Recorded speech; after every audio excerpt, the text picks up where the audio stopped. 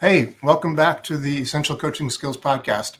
I'm Doug O'Brien, your host, and today I have on the podcast William Deihl, also known as the Doc Hypnosis in Arizona. He has a master's degree in Nutritional Science and a Ph.D. in Psychology and Metaphysics. He traveled around the country for 2 years as the nutrition expert for OH magazine and was a special guest teacher for continuing education for doctors and nurses for bariatric surgery and nutrition at Princeton University. He has a background in T.C.M, Traditional Chinese Medicine, and we're going to be talking about various things today. Hypnosis is certainly among them, coaching, and of course, well, not of course, because I haven't said it to you yet, but PCW or PCW is, don't tell me. I know PCW very, very well. My friend Nick Kemp originated it.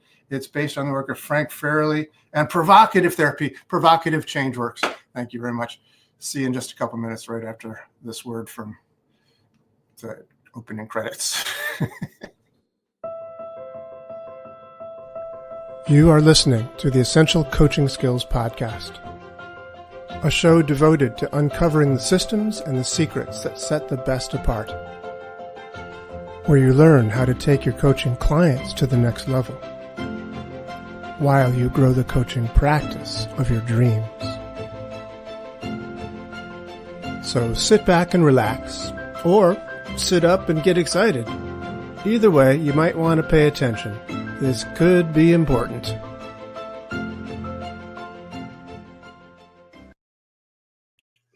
William. Good. Hello, Doug. How are you? Did I nail that intro or what, man? That you made me feel so much comfortable. And I know you did that on purpose to make sure I could put me at ease. So I so appreciate that. You're welcome. Thank you. You're welcome. Can I call you Bill or Doc? Or please call me whatever you want to call me. People call me Bald Guy too, so it works perfectly. Why did they call you that? I don't know. They don't call you Handlebars? I've had people call me Handlebars lately. I love the mustache. Just saying. Just do. Yeah. Thank you. Yeah. So in my introduction, I botched the name of Provocative Changeworks, but part of our theme today, what we're going to be talking about today, is hypnosis and the idea of pattern interrupts in hypnosis. Milton Erickson was famous for doing pattern interrupts, although maybe they didn't always name them that. Tony Robbins, Richard Bandler, all the NLP guys totally do pattern interrupts all the time. And it's important to interrupt an old, unuseful pattern in order to be able to build a new pattern, behaviors, way of thinking, etc. And I was amazed to find out that you're working with Nick Kemp and Provocative Changeworks as much as you are. When we did our first little introduction interview kind of things, like, what? Well, I was fascinated because he pushed your book, and then right. I realized I finally put two and two together that it was you. Yeah. And then you went to the back and talked about Nick, and I'm like, oh my God. So I think the very next day I was talking to Nick. He goes, oh, I know about Doug. Da, da, da, da. It's a small world. But as someone once said, I wouldn't want to paint it. Anyway, so William Deihl, tell us about this. When I first heard your name, it was accompanied by a claim that I found rather unbelievable and rather outrageous, which was you are like the number one hypnotist in Arizona. And I happen to know some hypnotists in Arizona, and I was thinking, where did that come from? Who made him the number one hypnotist in Arizona? And tell me a little bit about that, if you would, Bill. Well, there's a couple of places you could talk about. Phoenix Awards. It's actually a small business program in Arizona. 3 years in a row, I'm part of their Hall of Fame. Talking about I've won it 3 years in a row. Knock on wood. It's been a journey because I went full time into Doc Hypnosis back in 2020, even though I was doing part time and doing it because I was working at. Obviously, you talked about Obesity magazine and becoming the nutritional expert for them. So hypnosis has been a part-time thing, and then stuff happened in 2020. I opened up, and I think it was a combination of just being in the sweet spot where everybody's business was going down and I was opening up a business, and having tenacity and persistency and consistency made a difference for me. Also, the BBB has recognized me with several different. I just got nominated for the Torch Award, as well as I'm the very first accredited BBB hypnotherapist in Phoenix, Arizona ever. Well, then, that makes a lot of sense. So BBB is Better Business Bureau. Yes, I'm sorry. That's okay. And OH magazine, as I mentioned in the credits, is Obesity. What's it? Help. Obesity Health. Yeah, Obesity Help magazine. Oh, okay, Help magazine. Got it. And we could just spend our time talking about this, because part of what this podcast is about, the Essential Coaching Skills podcast, is that how do people become the best coaches they could be, best hypnotists they can be, best practitioner of the art, whatever the art is that they could be, and also how do we make a living at this? How do we get people to our doorstep so we can do the great work that we do? But how do we get people in our doors? And I think that that stuff that you are doing is a great model for people to follow. So we could just spend our time talking about that. Actually, I'm working on a book right now, believe it or not, because I used to work for also another company, was how to create businesses from small businesses. It was a network marketing company, but I actually worked for the corporation, not for a distributor or anything else. And I actually helped individuals create and find their hot buttons and help them create. That's where my psychology degree, that's why I started doing hypnosis and NLP, to help get people to get motivated, get where they need to go, and not get defeated by the world around them. So I actually have a book that I'm working on. Hopefully I can have it out before June or July when Hypno Thoughts comes out. It's called I'm shooting for 50 ways of marketing yourself for little or no money. And that's what I did in 2020, was actually just started putting myself out and doing stuff from fish bowls to my car is wrapped. Every piece of clothing I have has my logo on it, and or ask me to hypnotize. So like yesterday I went out, just my wife and I hadn't been out. We just got through it. Got back from a funeral. We wanted to take some time for ourselves throughout the day. And I probably handed out 12 business cards just because she was wearing a shirt saying, ask me to hypnotize. I had a colorful shirt, and people were approaching me everywhere, any place. And that's something I think to get good is to be open to it, any place, anywhere, anytime. So you were working a funeral? Is that what you're telling me? Oh, I was working. No, I'm sorry. Did I say work? I was at a funeral. It sounded like you were working the funeral. Hey, you're feeling some grief here. Have some business cards. Well, I never thought about that. That could be 51 ways to market yourself. I might have read into what you're saying, but yeah. Wow. Yeah, that is absolutely something I have never done or thought of doing, which is to have my car outfitted in, Doug O'Brien hypnosis or whatever, in shirts that say that, or, whatever, ask me to hypnotize. That is really, really something. And well, the car, I've had people give me the stink eye with the car or even my shirts. I don't know why hypnosis gets the stink eye so much, but we do, where people go and pull away from you from a little bit. But my car, when I first did it, people were like, what are you doing? What are you doing? But that car the wrap on my car has paid for itself. I've had it for 4 years. It's paid for the whole car. I have a Highlander. So it's paid for just from the business created by the car. So I will get 1 to 2 phone calls a month on my car. So I saw your car driving down. I just thought I'd give you a call. Yeah. Oh, wow. I was at Just Safeway. I took a photo of a car. I had someone take a photo of my car at the gym, sent the photo to his friend in Ohio, and then the gentleman called me to book a virtual appointment. So it depends. It's paid for gym memberships, because when I go to the gym, I wear a shirt, ask me to hypnotize, doc hypnosis, where people approach me, want to be athletes, want to be better lifters, want to be, well, Eddie Hall set the world record of powerlifting by using hypnosis and getting into that state prior to his lift. And well, I don't know if he still has the world record, but when he first broke it, hypnosis was a key. Well, that was a big thing. So I've had people approach me in gyms and other things because of my shirt. Wow. Mm-hmm. Cool. So you're writing a book, 50, maybe 51 ways of promoting yourself as a hypnotherapist? Well, I figured now that you said that, I might do the funeral angle and then maybe the wedding angle too. So maybe that's might be the way wedding crashers. With 52. Well, oh, cool. Yeah. So you don't do like stage hypnosis. I'm sure people must think that you do if you ever. I really don't. I've done it. Mm-hmm. I love making people laugh. I actually worked my way through college as a professional magician and clown. Okay. So that's why I have such a laid back attitude, I think. Right. No. Yeah. But yes. My wife, just by the way, is a clown, so I happen to have this. Always. Yeah. Yeah, but she's not like a party clown. She's anyway.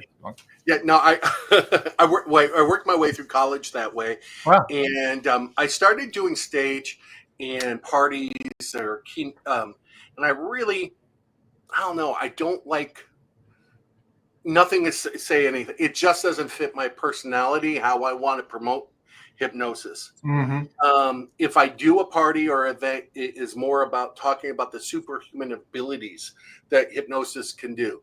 So I'll use demonstrations where if they get a stiffed arm where they can't bend it, I will actually talk about, how they can stick to their goals, how they can use this, or if they can forget their name, they can forget their pain. It's another way of looking at it. So I actually use it as, once again, advertisement, because I don't think it's very intuitive to have someone be embarrassed or even made look like, excuse the expression, an ass, and then say, hey, come to me and I'll help you lose weight or I'll help you stop smoking. But if I showed them the power of their mind, totally fine. Yeah. It's interesting as you say that, because my belief is that stage hypnosis for a long time had to carry the standard for hypnosis at all, because after Freud it was kind of poo-pooed. I like to use that word in connection with Freud. Why not?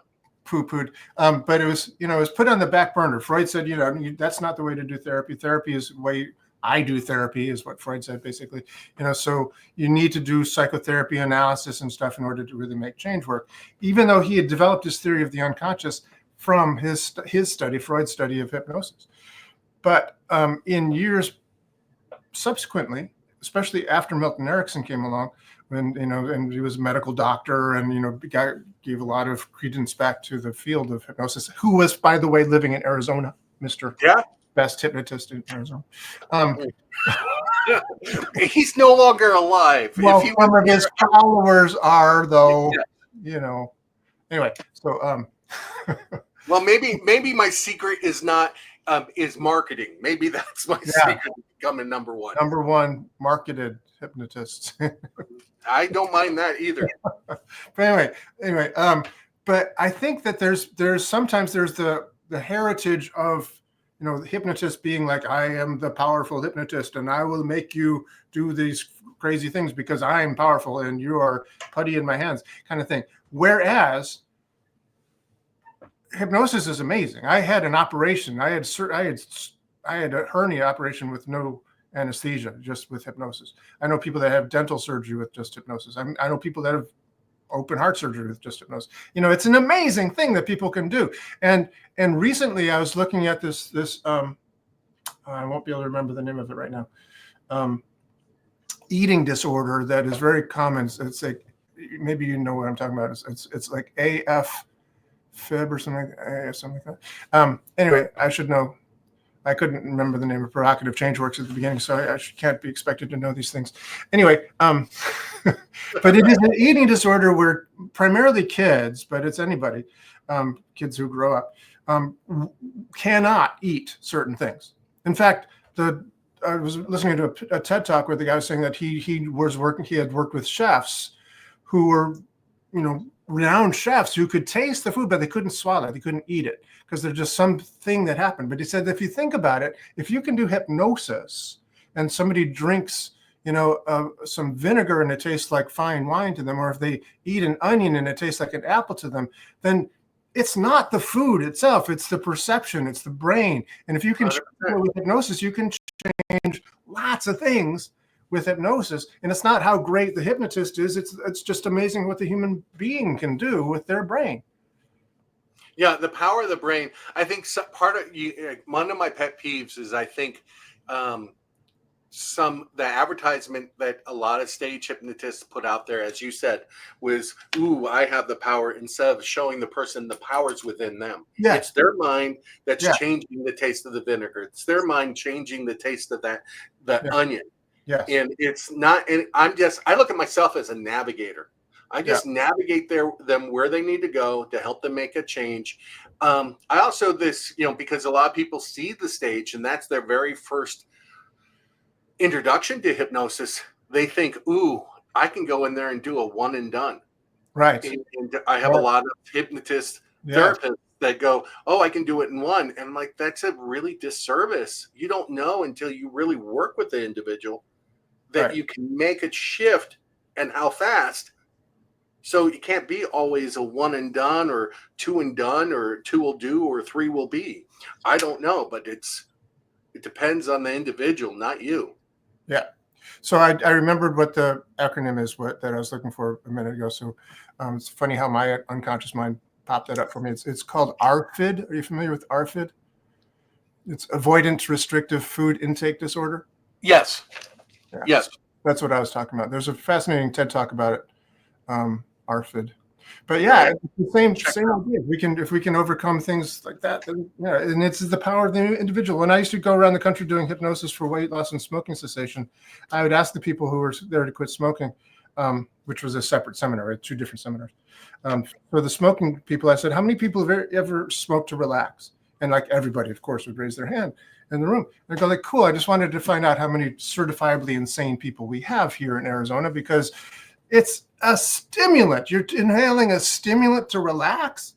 But if anything, what that shows you, ladies and gentlemen, is that you are in the right place, because what you've just demonstrated is that your brain is more powerful than the drug. The drug is doing everything it can to stress you out, but your brain is going like, isn't that nice? Right? And you're relaxing not because of the cigarette, you're relaxing in spite of the cigarette. So hypnosis is the right thing for you to be doing. So I use that, metaphorically. I didn't do a demo, but I did that sort of, thing for people to show them that you've got the power.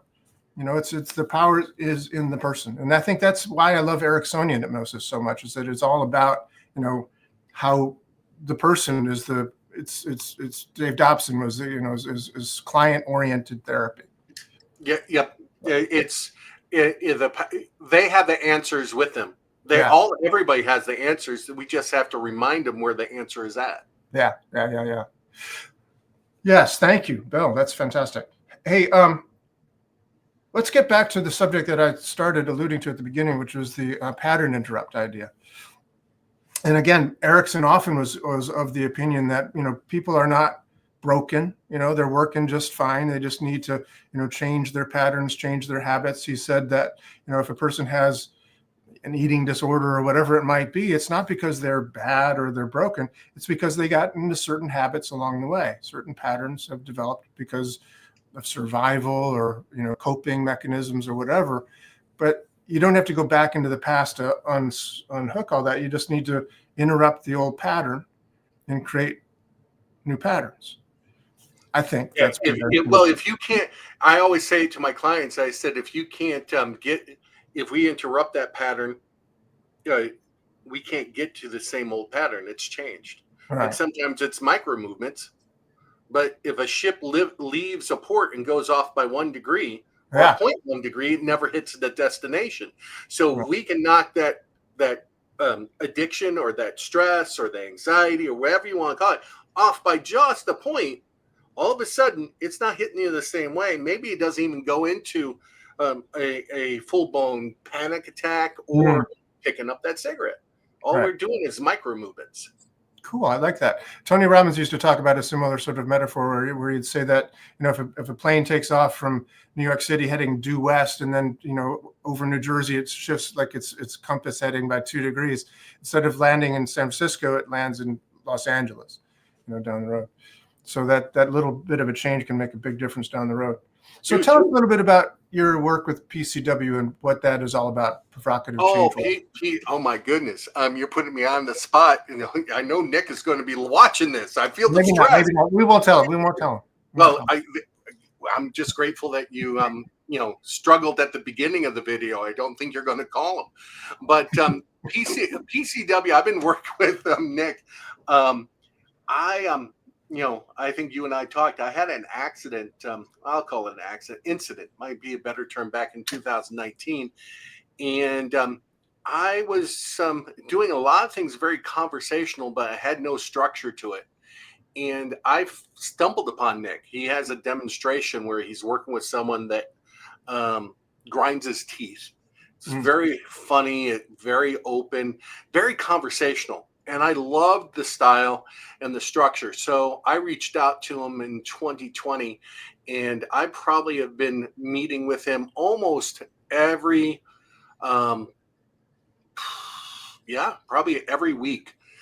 Just talking to him, refining him, throwing out questions, working with clients, and he puts it in such a structure, but it's not structured. He has icons that we can look at, and that are all associated with. I kind of look at it as pattern interrupts. They go down paths that people don't really look at, and where people are forced to look at other parts. And once again, by them going down a different path, they can't get back to their original path. So they can't have the same problem. Right. Very cool. And just to be clear for the folks listening at home that don't know this, provocative change works comes from Frank Fairley's work of provocative therapy. And Frank Fairley, I have videos on my own website because I brought Frank to New York City in 2010 to do a seminar in New York. And it's hilarious. Frank Fairley was an amazing person. But the word provocative in this case comes from the Latin, as Frank explained, provocare, which means to call forth one's own healing, call forth one's own wellness. And so that's what he was doing by interrupting these patterns, and often a hilarious way. Nick has kept right up that tradition. But by doing that, people were like, well, now what? And they'd find the next best thing that they could come up with. And so they were calling forth their own healing. And again, it's not how great Nick is, or you are, or I am, or whatever. It's about the person is coming up with their own changes. You're calling forth the change. Exactly. It's never what I do. It's just how I guide them and talk to them and let them find their own way. I think a lot of times therapists come up with a plan. Ooh, I need to do this. I need to do that. Right. We have a group of street hypnotists. I do street hypnosis because it's a great, fun way I can let down my hair. It never comes back, but it's a way I can let down my hair. Well, that's what happened. Okay. Yeah, exactly. They call, because it's very improvisational and impromptu, they call the individuals that use scripts scriptnotists. And how can you put a script together when you don't really know how they're creating a problem? Sure. I always love the situation where I was talking to a woman. She had a phobia of cockroaches. She's from Germany. During the conversation, I found out there's no cockroaches in Germany. And I'm moving. But it was not even about cockroaches. She said something very strange while just talking to her, doing some PCW. She said something about loneliness. And I'm like, how do you get loneliness? I got curious. And I think that's probably the biggest and strongest thing for any therapist to do is put their curiosity hat on and become curious. Because I'm like, how can you be lonely because of a cockroach?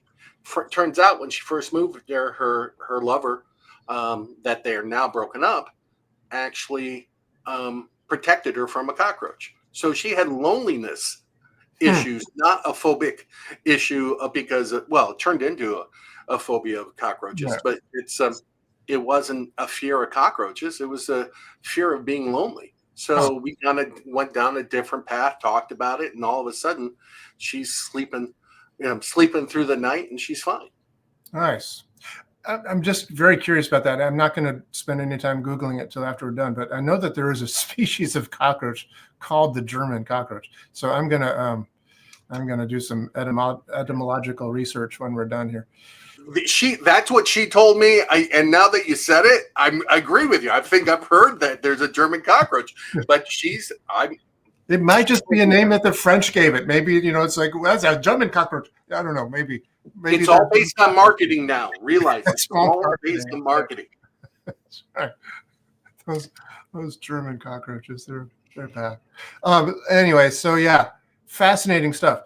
Tell me more about how you blend hypnosis then with this provocative change works that you do. Well, I kind of start off.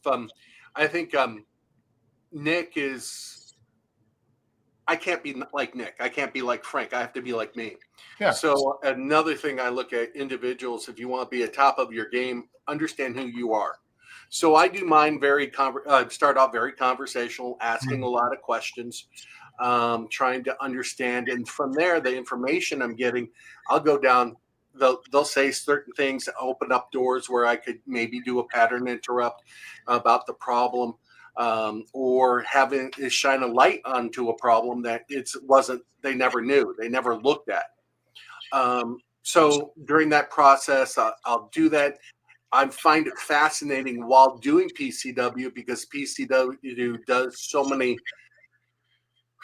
different pattern interrupts that I find people go into trance almost by themselves. Yeah. They'll start blinking. They'll start doing the strong swallows. When they're looking at, they'll stare off. I have had people while asking and going down a path and just saying, well, maybe it's the color purple, go into trying to, it's just a random thing being thrown out. It has no information. Purple doesn't have anything to do with the problem, but I had people go in and stare off for 5 minutes, and I learned from Nick to shut up when they're doing that. They're working on it. Yeah. One of the biggest powerful things you can do is shut up. Don't say a word. Oh, cool. So I would shut up. They were working on it, and it was fascinating where they kind of put themselves into a trance. But then when I do a traditional hypnotic process, if it's progression to a visualization or what Nick does with the arm, they go usually into it very fast, very easily, because their mind's going so much. It's like a huge confusion technique. And Milton Erickson was famous for confusion techniques. Right. I just do them myself because I get confused about acronyms. But seriously now, folks, when I brought Nick to New York City, Frank Fairley to New York City. I've brought Nick to New York City as well. But when I brought Frank there and he did the weekend, it was a weekend of him doing sessions with people. He would talk for an hour at the beginning of the seminar. Saturday morning we'd talk for an hour, but then he'd get, 4 people up on Saturday. He'd work with 2 in the morning session, then there'd be lunch, and then 2 in the afternoon, or maybe 3. I've forgotten the exact numbers. But about approximately a 45-minute session followed by a 15-minute chatting about it. But regularly, Frank never did hypnosis per se. He never said, okay, now close your eyes, we're going to go into trance. Never did anything like that. But people regularly explained or described their experience during provocative therapy as it was like I was just in a trance the whole time. It's Yeah. very trancy, having all these patterns interrupted. And the color purple thing is like, it's like blaming something that is totally irrelevant. Well, maybe it's the chalk marks on your whiteboard. Probably is. Yeah, exactly. Yeah, it's just like this weird thing. It's a pattern interrupt, but like you said, sometimes people go like, "Ooh." Well, they're trying to connect the dots where there is no dots. Yeah. And then when they're saying my problem, and what does it do? Because they're trying to connect the dot where there isn't, all of a sudden they can't think of the pattern the same way because they'll go back to the color purple or the lines on the chalkboard. Yeah. Very cool. And so it's really great to hear that you're saying that silence is great, because I'm a huge believer in silence. I love those silences and stuff where people go like, what? And even if it's for a few seconds, like I just demonstrated, or a minute or longer, depending on the person, it's powerful stuff. People are making things cross-filing, as Dave Jobson would call it, cross-filing in their brain that you're not going to do for them. They need to do that for themselves. So you give them space, give them the opportunity to do that. And then that's where, a lot of the real changes happen. And as you said, silence is powerful. Silence can be a pattern interrupt. When you're talking to someone and suddenly you stop, it makes the person go, what's going on here? Yeah. So there's a lot of little things that people don't think about, but a pattern interrupt can be used almost any place, anywhere, anytime. Beautiful. Yeah, for sure. One of the things about Frank Farrelly, I think I got this story from Nick, because he was introduced basically to Frank, not personally, but the idea of Frank Farrelly was because of Richard Bandler saying, you want to see someone crazier than I am, you need to see Frank Farrelly. And that's where he stemmed off on the search. Maybe it was you and him both started his search. Just actually to talk about that for a brief moment. I read provocative therapy in the 80s. I know people talking about it. I started my NLP work with Tony Robbins in the 85, and he was my main teacher for a couple of years. But then I went to a certification course where Tony Robbins had brought in Richard Bandler and Robert Dilts and Dave Dobson and all these other people. And I thought, well, shit, I want to study with those guys too. And somebody along the way mentioned provocative therapy and the book Provocative Therapy by Frank Farrelly. So I got the book and read the book, but I never thought about studying with Frank. And then when Nick said that he brought Frank Farrelly to Leeds to do a seminar in Leeds, I thought, Frank Farrelly's alive and doing shit? It's like, what? You can do that? You can bring him to Leeds? So that's why I brought him to New York, is because Nick had already brought him to Leeds. Fascinating man, really great guy, amazing, lovely person. I've watched some of his videos, and I'm just awed by his ability. He goes down paths where I cringe sometimes. He had no fear of what direction he would go. Yeah. Bandler's description is pretty apt, actually. But amazingly, as out there, some of the suggestions he might make, and like I would never say that to a person, much less a client in therapy. But Frank did. He never lost rapport with people.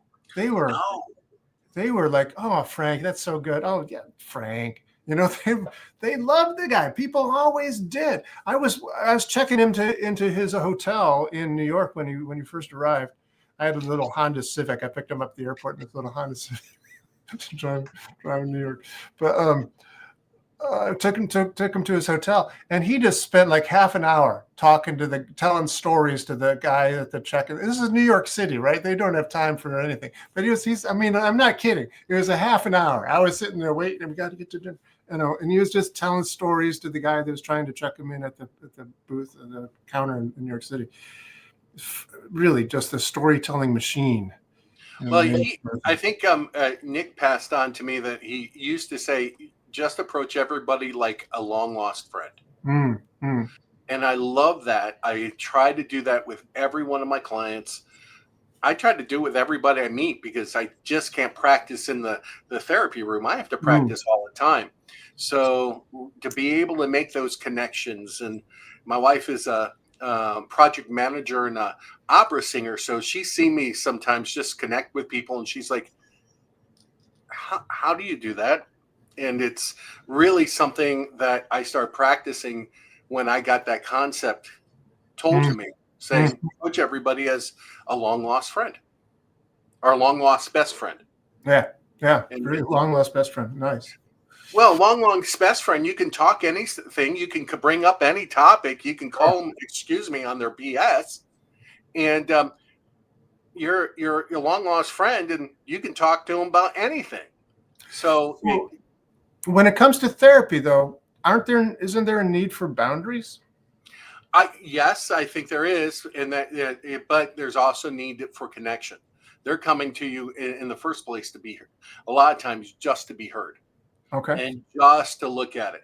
Tell me And for more. me, some of the best things is when I'm talking to someone and they say something, and I kind of go down a different path, and they start laughing on it, and they go, now that I'm thinking about it, because they repeat what they said, they go, wow, that's kind of funny, or that's kind of stupid. I already see that they're making a shift internally because they're doing it. But how, if you are just sitting back there doing the traditional, what you think of Freud would do, sit behind the chair taking notes, in the, um, you're not going to make a connection with someone to help them make a shift. You need to be able to talk to them. You need to make them open up. You need to make them feel comfortable.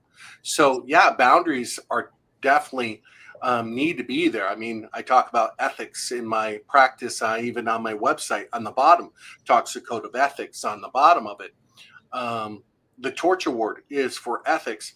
It's to try to keep that proper boundary so you don't cross that, but you still have to be that friendly face, that friendly person where Yeah, they go, I'm safe. yeah, yeah, yeah, for sure, for sure. Yeah, I like that. Thank you. That's good. And it is also true that I think that I've counseled my students when I teach Ericksonian hypnosis and NLP classes, um, that we are being hired to be a therapist. We're being hired to be a coach, if you will, or a therapist. We're not being hired to be their friend. We can Right. listen. We can listen, but it's listening in a different kind of way. It's listening to where the beliefs are not the best, and then how to challenge the beliefs and interrupt the patterns in order to have them think differently, and do things that a friend wouldn't do. A friend would often just reinforce the old patterns and old beliefs, sort of thing. So we're not there to give advice. We're there to Nope. kick pebbles. I always look at it when people talk to me certain things, they are afraid they're going to be judged. And I Mm. said, I'm not qualified to judge. So, and I agree with you. We're there to give to help guide them, Mm. but I think you could do a balance of not being their friend, but let them feel like they have a connection. Yeah, yeah. Um, and if you notice, if you approach someone as a friend or a long lost best friend, that rapport where we talk about mirroring individuals Hmm. or reflecting individuals comes naturally, Yeah, for sure. you know, and Yeah. even the tone, even the everything comes naturally. So it's a cheat code to how to create instant rapport. No, it's really, really true. I had a friend years ago when I was studying NLP in the first few years with Tony mostly and others, Richard and Robert. I had a friend. He said, there's a shortcut. There's a shortcut for rapport. Yeah, you can do the matching and mirroring. You can match their breathing. You can match their gestures. You can match their tonality. You can match their facial expressions. You can do all the matching and mirroring that you want. But there's a shortcut. And I said, wow, what's that? He said, actually care about them. Right. I thought, because if you actually care about them, then you will be matching their stuff. It's what human beings do. NLP didn't make that up. It observed that when people are in rapport, when we are being friendly, we match our gestures and tonalities, et cetera, et cetera, et cetera. So they just said, well, let's put that on and pretend we're caring. But the shortcut is to actually care. There was an exercise that's always stuck in my head when I first started learning NLP, and it was an exercise where you would pick a topic you disagree on, but you mirrored the individual Mm. and try to have the conversation. and notice what happened in your body. And then the next part of that exercise is to pick a topic you totally agree on, but try not to mirror them. Yes. Turn away from them. Yeah. Make sure if they lean forward, you lean back. All this other stuff. Yeah. Look away. Don't make eye contact. Yeah. Don't make eye. And it became hard. Oh my God. Yeah. And I've used that in couples when I had couples and worked with couples. And I thought it was such a powerful exercise of why it is good to have rapport, but also how to make it natural. Yeah, that's a great exercise. We used to do it in threes in my NLP classes, so that one person would be listening really attentively, but mismatching the visual, the body gestures, and then the other person would be, I don't know, I forgot. But there I go again. What time is it there? You need a cup of coffee, my friend. I just had a cup of coffee. I need a second cup of coffee. Anyway, but yeah, one person would be listening intently, but mismatching the things. The other person would be matching the gestures, but not listening. And so it's like, well, who do you have rapport with? It's like, I don't know. I can't tell. It was just confusion. But yeah, they usually thought they would rapport with the person who was matching the gestures, but it wasn't necessarily the case. So it's fun exercises, but it is also bringing us back to the point that we want to have that rapport one way or the other with our clients, and that they need to really sense a strong sense of, I do care, and I am here for you, and I am listening, and this is a safe space.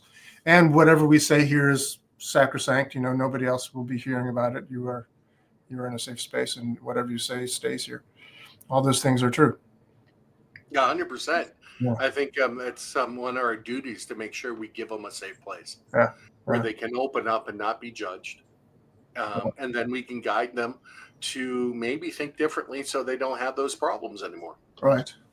So when you do street hypnosis, how do you differentiate that with hypnotherapy? Well, for me, street hypnosis for more entertainment purposes and/or to just introduce people to hypnosis. They don't know what it is. I know I go out on the street with about 6 other hypnotists sometimes. We have a big event here in Phoenix called First Fridays. And it's the first Friday in downtown Phoenix. Started as an art walk. And now it's about every first Friday, there's about 50,000 people in downtown Phoenix walking around, going to booths, and you become a street entertainer. So that's where I introduce the power of their minds.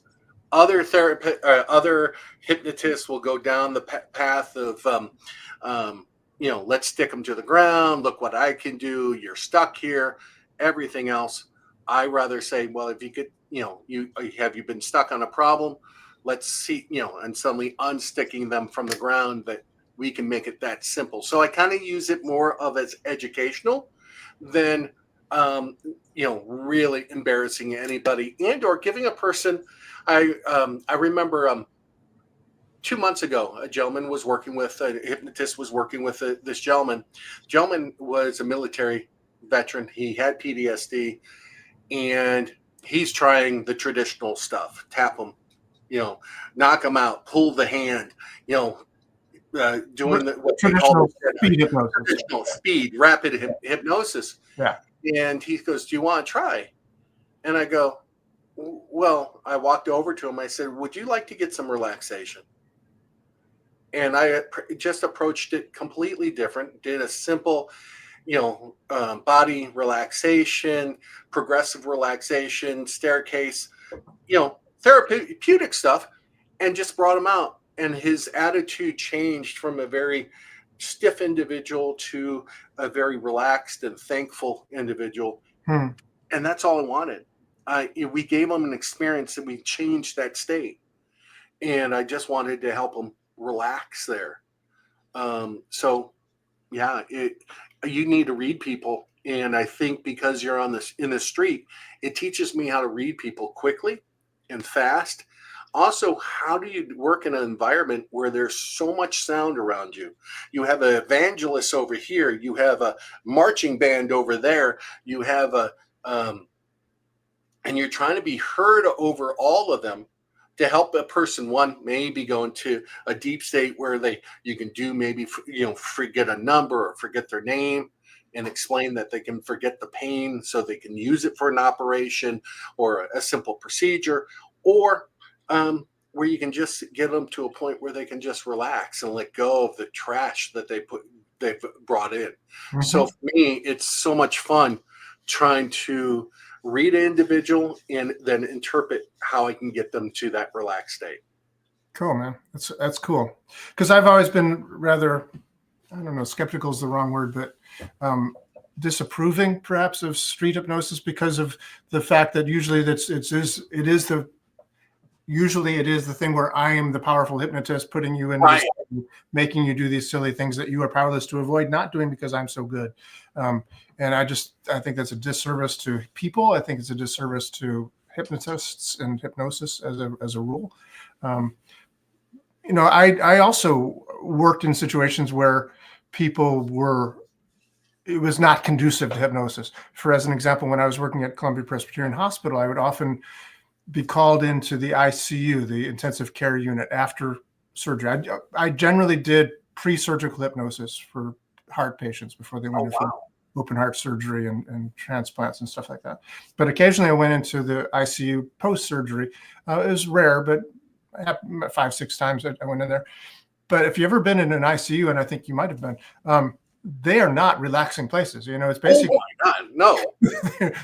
It's like Grand Central Station, and your room is like people are coming in. There's machines going. There's no privacy. You forget about it. So I would be in there trying to hypnotize somebody, and you'd be like, and you can hear the beeping of the machine. You can feel the nurse sticking that thing up your ass. You can do all these. So it's a pacing and leading situation, but you can also focus on my voice. And you can relax your hands. And, so there's a way that you can, in a sense, get hypnosis because they want to feel something other than all that shit that's going on. 100%. And also you give them the opportunity to, focus here. Listen to me right here. Look at my finger. Close your eyes. Remember a time when you felt relaxed. Remember those boats by the harbor? I remember one time the doctor who started this complementary care center was a guy named Oz, Dr. Oz, who's now famous in a variety of ways, but he was a pretty cool guy at the time, and it still is probably. At any rate, I remember him telling me once after he was, installing a pacemaker in this woman who was she was spaced out, and he didn't have her anesthetized because he needed to converse with him. He says, "Mary, you all right?" She said, "Oh yeah, I'm just watching the boats go by." And she was not in a place where she could see any boats. There were no boats. Yeah, so it was kind of cool. Anyway, so gosh, we're kind of running out of time here. I don't know if you did it or not, but I feel like I'm talking to a long lost old friend here. So I do too. I look forward to hearing more about the experiences in the in the hospital. it was an amazing few years. It really, really was. It was quite a remarkable time. I was, like I said, mostly there for pre-surgical hypnosis for heart patients, but I did everything from cancer to birth and all kinds of stuff while I was there. So it was a pretty amazing time. I had no business being there. I'm just a musician with hypnosis certification, but they let me in, so I did the work. Probably some of the most rewarding work you can think back at too, when I worked with cancer patients and individuals that just making their life a little bit better for even a short period of time, or let them accept what's going on or help them guide them a little bit differently. Yeah. Very rewarding. It was great. Yeah, it really was. Really was.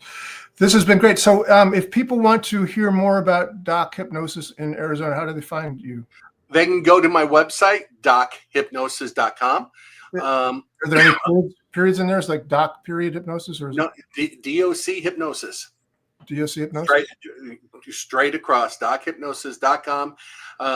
Down there, I have my social media. They can check on it. My phone number is there, so they can always call me. My phone number is backwards, but 602-314-1907.